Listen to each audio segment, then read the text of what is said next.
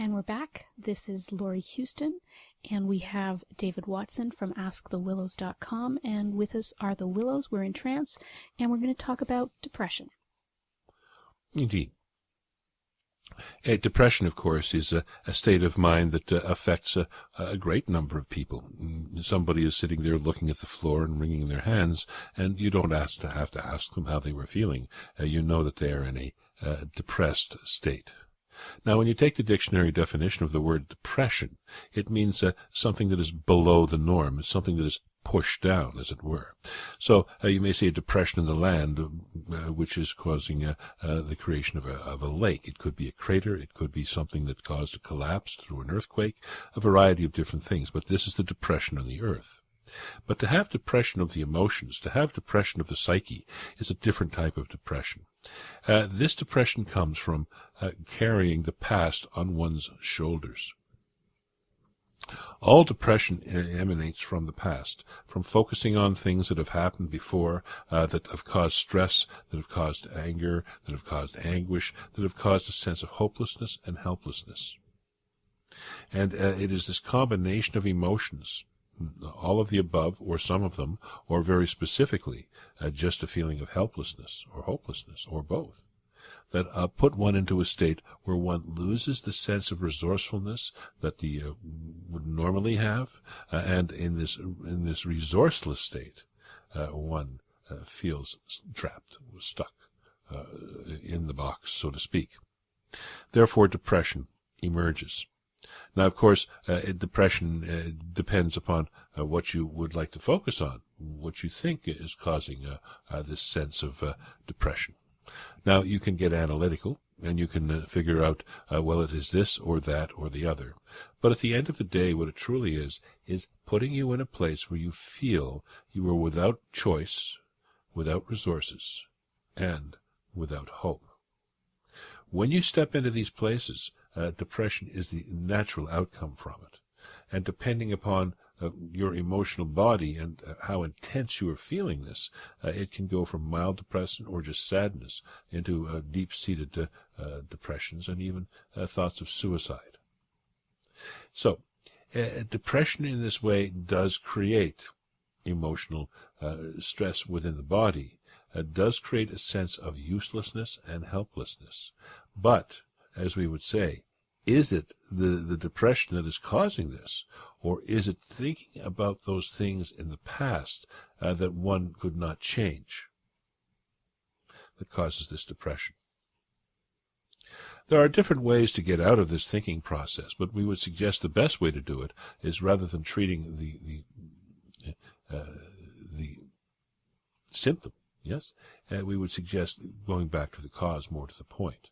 And the cause of being depressed isn't the fact that something happened today.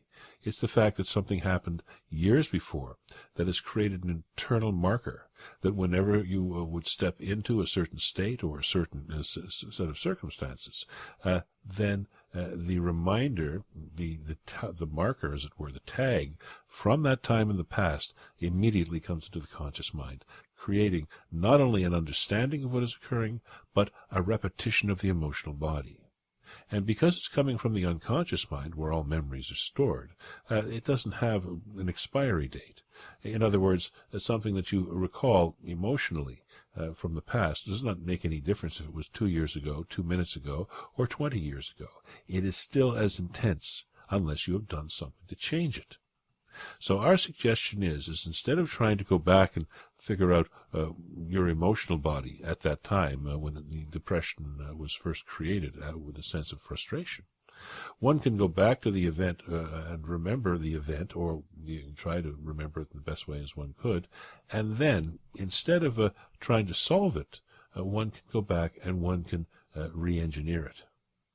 In other words, to go back to a time when perhaps you were a small child and you were being bullied by a brother or a sister or a schoolmate, and you felt depressed because you couldn't get out of the situation. Well, with the mind of today, you could go back to that situation when you felt depressed, and with the sense of resourcefulness that you feel in that present moment, go back and change the event, change the outcome, see the outcome the way you would like it to have been, rather than what it was. And knowing what you know today, you can go back and basically have you doing anything you want. and having the person who was in this particular metaphor we're using, the person who was attacking you or and making you feel depressed. And then you would realize, of course, it was your choice to feel that way. You would be able to have a different outcome, and as a result, it puts you in a more resourceful state. Now, changing the past in this way will not take away depression, but what it will do is it will give you information for the next time you step into a similar situation. And as that envelope gets pressed, instead of just falling into the emotional state, you can say to yourself, indeed, I did come up with an alternative solution to that.